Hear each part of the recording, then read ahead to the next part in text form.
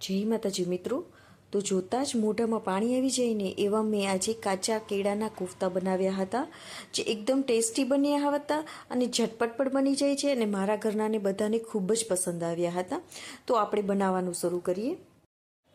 તો તેની માટે મેં અહીંયા કાચા કેળાને એકદમ સરસ રીતે ધોઈ લીધા છે અને તેને લૂછી લીધા છે. પછી તેની આપણે આવી રીતે છાલ કાઢી લઈશું. તો આપણે જેટલા કેળા લીધા હોય તેની છાલ કાઢી લેવાની છે અને એના નાના નાના કટકા કરી લેવાના છે. તો મેં અહીંયા 3 કેળાના કટકા કરી લીધા છે. તો હવે એક કુકરમાં આપણે થોડું પાણી લઈ લઈશું. તેમાં આપણે મીઠું અને હળદર નાખી દઈશું અને તેમાં આપણે જે કાચા કેળાને કટ કર્યા છે તે નાખી દઈશું. કુકરનું ઢાંકણું બંધ કરી ગેસની ફૂલ ફ્લેમ ઉપર જ આપણે 2 સીટી થવા દઈશું. ફક્ત 2 સીટીમાં જ આપણા કેળા એકદમ સરસ રીતે બફાઈ જશે. પછી તે એકદમ હવા નીકળી જાય પછી જ તેને આપણે ખોલીશું. ફક્ત 2 જ સીટી કરવાની છે, નકર તમારા કેળા એકદમ બફાઈ જશે તો મજા નહીં આવે. તો હવે મેં અહીંયા એક મીડિયમ સાઇઝની ડુંગળી લઈ લીધી છે. તો તેને મેં ચોપરમાં ઝીણી ઝીણી સમારી નાખી છે. તમે ચોપર ના હોય તો તમે ઝીણી ઝીણી એમને પણ હાથેથી કટ કરી શકો છો. તો આપણા કેળા બફાઈ ગયા છે તો તેને આવી રીતે પાણીમાંથી નિતારીને એક બોલમાં કાઢી લેવાના છે. તો એકદમ પાણી નિતારી પછી જ આપણે બોલમાં કાઢી લઈશું. તો હવે તેને આપણે એક થોડી વાર ઠંડા પાડી જાય પછી તેને આવી રીતે મેશર વડે મેશ કરી લઈશું. બટેકાનો જે મેશર આવે છે તેનાથી આપણે તેને મેશ કરી લેવાનું છે. હવે તેમાં આપણે થોડા મસાલા કરી લેવાના છે. તો તેમાં મેં અહીંયા થોડી પહેલાં ઝીણી ડુંગળી જે સમારી છે તે નાખી દીધી છે. પછી આદુ મરચાં લસણની થોડી પેસ્ટ નાખવાની, ધાણા જીરુંનો પાવડર, લાલ મરચાંનો પાવડર અને હળદર તો આપણે ઓલરેડી છે જ તે. એ થોડું જીરું નાખીશું, થોડું આપણે કાળા મરીનો ભૂક્કો નાખીશું અને થોડું તેલ નાખીશું. હવે મેં અહીંયા 3 કેળા લીધા છે તો 3 મોટી ચમચી જેટલું મેં અહીંયા ચણાનો લોટ લીધો છે. એનાથી વધારે નહીં લેવાનું. મીન્સ કે આપણે 1 કેળું લીધું હોય ને તો 1 જ મોટી ચમચી ચણાનો લોટ લેવાનું. ભલે થોડું આપણને ઢીલું લાગે તો પણ આપણે ચણાનો લોટ આટલો જ નાખવાનો છે. આ એનું પરફેક્ટ માપ છે. જો તમે વધારે ચણાનો લોટ નાખશો ને તો તમારા આ કોફતા એકદમ કડક બની જશે. માટે આપણે થોડો જ આ માપ ટુ માપ જ ચણાનો લોટ નાખવાનો. હવે આપણું આ થોડું ઢીલું જ રહેશે માટે આપણે તેના બોલ કરવા માટે એકદમ હાથને સાફ કરી નાખવાના છે અને તેલને લગાવી દેવાનું. બંને હાથમાં તેલ લગાવી અને પછી આપણે તેના નાના નાના બોલ કરવાના, જેથી કરીને આપણા બોલ એકદમ સરસ બને અને આપણા હાથમાં ચોટશે પણ નહીં. તો આવી રીતે આપણે નાના નાના બોલને કરી લેવાના છે.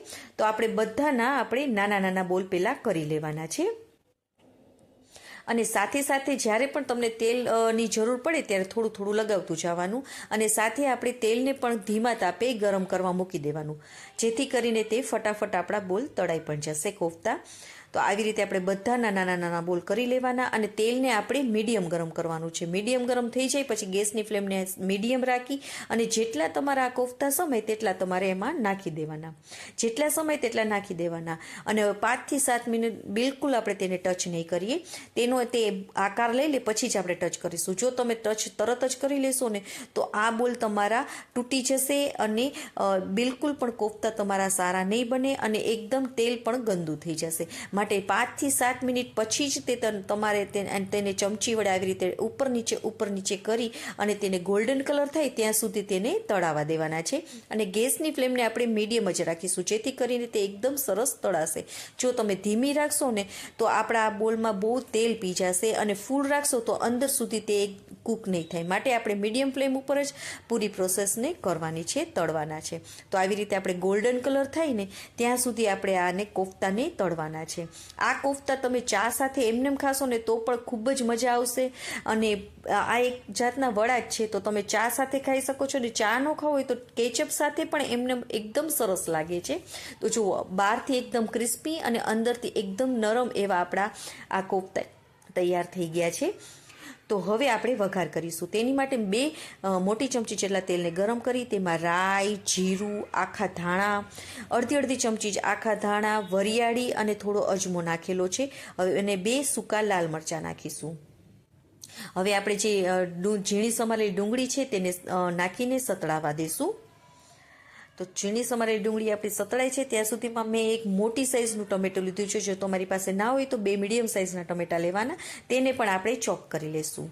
ડુંગળી સતળાઈ જાય પછી તેમાં મેં આદુ, મરચાં અને લસણની પેસ્ટને નાખી દીધી છે. તેને પણ 1 મિનિટ માટે આપણે સતળાવા દઈશું.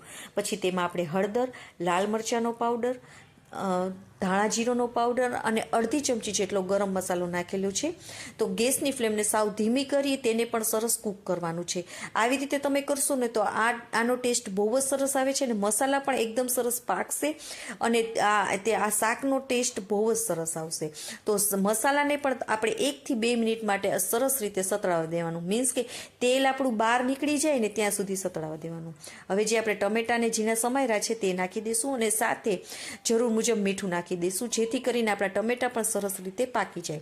જો તમારે ટમેટા ના નાખવાનું હોય તો તમે દહીં પણ નાખી શકો છો, પણ દહીં નાખો ત્યારે તમારે સાથે મીઠું નહીં નાખવાનું અને ધીમા તાપે દહીંને જ્યારે કૂક થઈ જાય પછી આપણે મીઠું નાખવાનું, નકર દહીં આપણું ફાટી જશે અને શાકનો ટેસ્ટ એકદમ ખરાબ આવશે.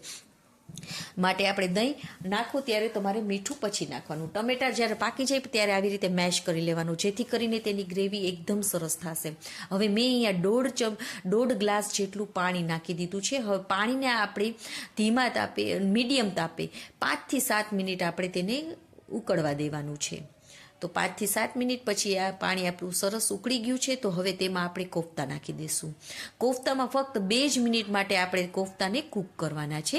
જ્યારે પણ તમે કોફતા નાખો ત્યારે 2 મિનિટ માટે જ કૂક કરવાના અને રસો આપણે થોડો પતલો જ રાખીશું, કારણ કે જેમ જેમ એ ઠંડો પડતો જશે તેમ તેમ તે એકદમ ઘટ થઈ જશે. માટે હવે કસૂરી મેથીને આવી રીતે મસળીને નાખી દેવાની અને ઉપરથી થોડી કોથમીરને પણ નાખી દઈશું.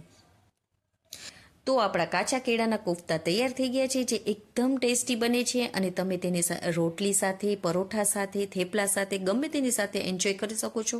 બધાને ખૂબ જ પસંદ આવશે અને મારા દીકરાને તો ખબર જ ના પડી કે આ કાચા કેળાના કોફતા છે. તેને તો એમ જ લાગ્યું કે આ મલાઈ કોફતા છે. અને હા, જો તમને અમારી રેસીપી ગમી હોય તો પ્લીઝ લાઇક કરજો અને તમારા ફેમિલી અને ફ્રેન્ડ સર્કલને શેર પણ કરજો. અને તમને અમારી રેસીપી કેવી લાગી તે પ્લીઝ કમેન્ટ કરીને પણ કહેજો. અને તમને મારી રેસીપીઓ ગમતી હોય તો પ્લીઝ સબસ્ક્રાઈબ પણ કરજો. અને હા, તો આવી જ નવી રેસીપીઓ સાથે આપણે ફરી મળીશું. ત્યાં સુધી ઓકે ફ્રેન્ડ્સ, બાય, જય માતાજી.